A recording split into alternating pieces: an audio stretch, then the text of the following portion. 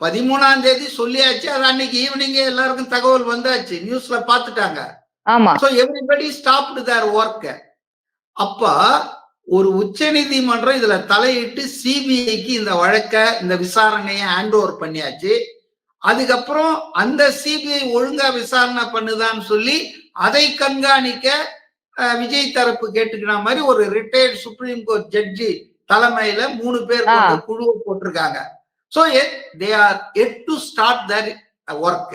இந்த நிலைமையில தான் சட்டமன்றத்துல அக்டோபர் 15 முதல்வர் பேசுறாரு. அப்ப முதல்வர் என்ன பண்ணி இருக்கணும்னா இத பத்தியே அலோவ் பண்ணி இருக்க கூடாது, பேசி இருக்க கூடாது. ஏன்னா ஒரு விசாரணை உச்ச நீதிமன்றத்தால் உத்தரவிடப்பட்டு நடக்க இருக்கிறது.